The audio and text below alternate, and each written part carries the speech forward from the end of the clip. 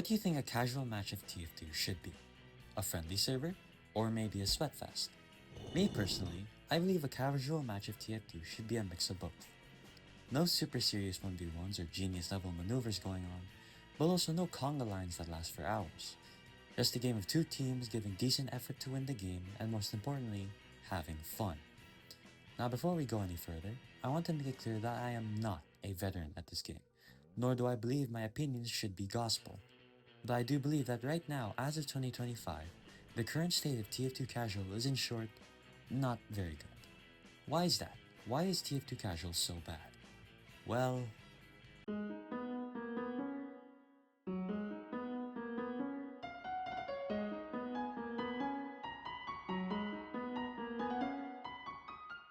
let me describe how most TF2 Casual matches play out. The game begins, you're playing the game, you're having fun, then bang! You get headshot by a godly sniper who also shuts down your entire team. Your team's response? Immediately switch to sniper and challenge the godly sniper, knowing damn well they are not going to win. Or maybe your entire team is getting backstabbed by that one spy with the kunai dead in you, because it seems your teammates don't understand the concept of turning around. Most of the time, weapons like the kunai dead ringer are often considered snowball weapons, where once it starts rolling, it is really hard to stop. Now normally these weapons shouldn't really be able to reward players this much, since these weapons usually have heavy drawbacks to counteract its upsides. For example, like how the kunai drops Spy's health down to a measly 70 in exchange for an overheal of up to 200 for every backstab. Because of this, the kunai isn't really considered an overpowered weapon, since an aware team can easily stump the Spy in his schemes. But, well, what if the team isn't so aware? Well then it's easy pickings for the Spy. And now is where you really start to question how on earth are these players your teammates?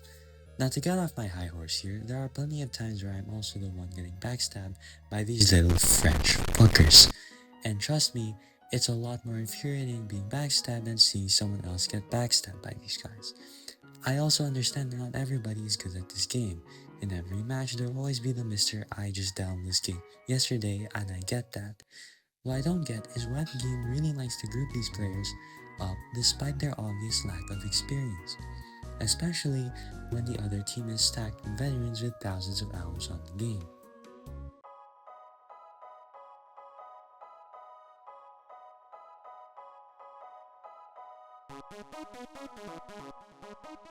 You know those matches where it feels like you're playing against esports players while your teammates seemingly feel like bots, and this is all thanks to the matchmaking system and how ass it is in its job. There are so many matches where a team of skillful players go up against noobs and it just isn't fun. Mostly because there really isn't anything you can do because, well, this isn't solo Fortress 2 or on my own Fortress 2. No, this is Team Fortress 2. And sadly, in order to win or even have fun, you really need a competent team. And if your team consists of 6 spies or 5 snipers, then good luck. But that's if you'll even have a chance to play in the first place, because for some reason, the game really likes to put you in games where the match is literally about to end. Like, bro, the fuck you want me to do in 10 seconds left of the match? There are times where before I even select that character, the match is already over. Not only is this just a big waste of time, you seemingly get punished for something way beyond your control. Like, imagine feeling excited to play a match of TF2, then the first match you join forces you to eat a crockett in the face because your team lost 5 seconds ago. How exciting. This also leads me to my other point.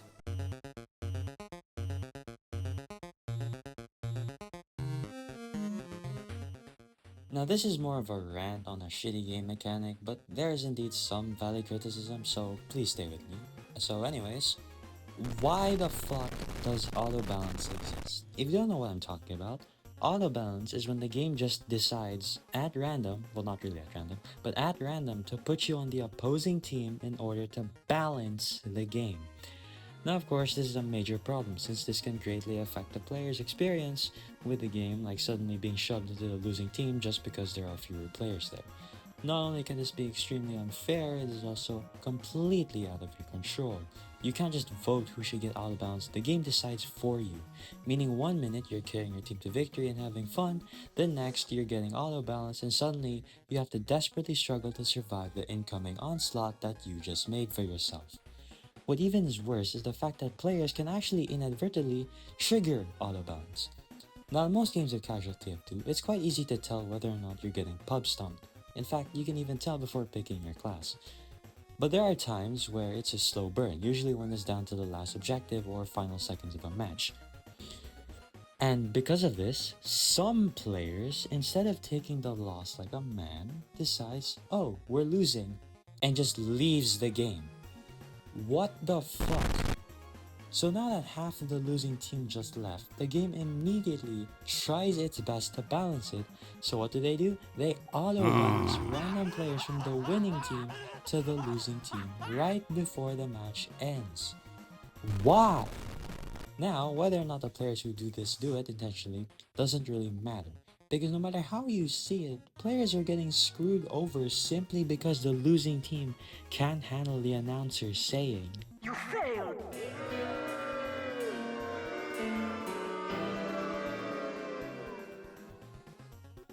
Again, imagine you carrying your team only to get auto-balanced last second. It's infuriating.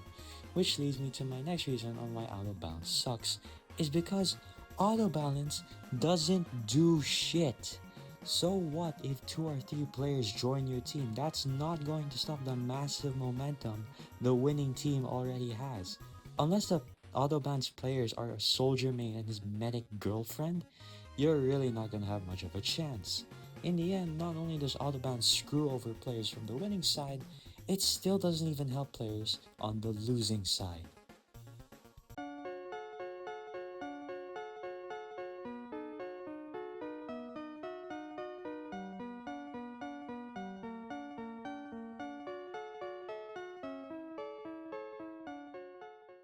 Speaking of not so good players, another problem with current casual TF2 is the sheer difference in skill in most matches. A big reason for this is simply due to the fact that TF2 is not a beginner friendly game, far from it in fact. If you just installed the game, you would immediately get greeted with the menu with no tutorial whatsoever. So with no other option, you just join a game and just learn as you go, which in a game as complex and deep as TF2 is not going to be fun. For example, do you know how rocket jumping works? For most newer players, they would probably just aim the rocket on the ground and shoot, without realizing you need to jump, then crouch, then fire on the ground, all of which need to be done in a very small time frame. And that is just the tip of the iceberg. What about air strafing, wall jumping, using slopes and ramps to build momentum? Do you understand what I mean? It's honestly a shame how a game with such mechanical depth is often left unnoticed or overlooked for really no reason. Imagine if there was just a tutorial out there to tell you that, oh, pyros can actually air blast rockets and pills from demomans and soldiers so that the pyros can actually fight against those classes. Because of this, many new players often get discouraged to keep playing simply because they constantly get stomped by players with thousands of hours in the game and know everything about it.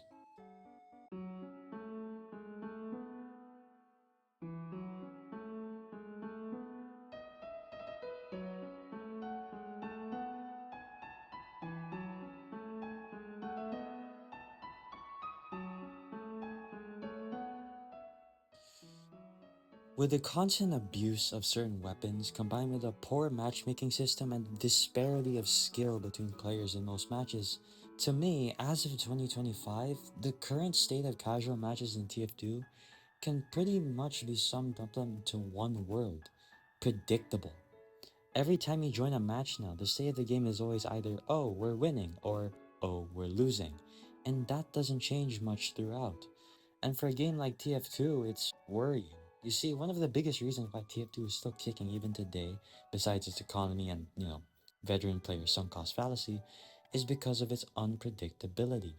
Back then, every time you queue up for a match, you don't know what to expect. You could join a match and find yourself in a massive Kazatsu kick, or join a match full of TF2 gods juking it out, or just a match where everyone is chilling in the outskirts of 2-4.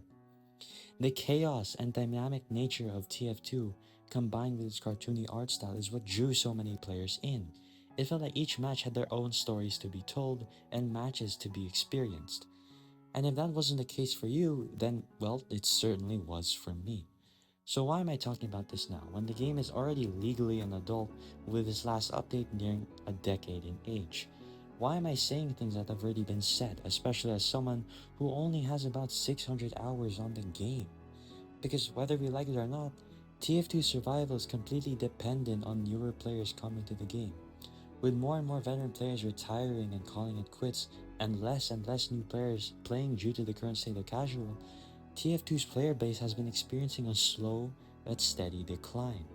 And even though casual may not be the main problem as to why it was, I mean, the game is 18 years old already, I do believe that it plays a very big part in why many new players quit. So, what now? Well, as you may know, pretty recently, there has been talks of an MVM update coming to TF2. Now, of course, even though the update isn't for casual but for a different game mode, I do believe that this could just be the beginning for Valve to finally revive the game and give it updates again. And with how stagnant TF2 has been for years and the fact that it has been slowly but steadily losing players, something like this should be encouraged and supported to the fullest. Because despite this game being so old, there's still so much potential with it. Things like new weapons, game modes, map features, and even lore is something any TF2 player would want right now, including me, since I'm not done playing this game, nor do I want to finish it anytime soon. I want to stay for the long haul. And who knows, maybe this update could relit the fire and start a new age for TF2. Only time will tell. And of course, only Valve gets to make that choice. Thanks for watching.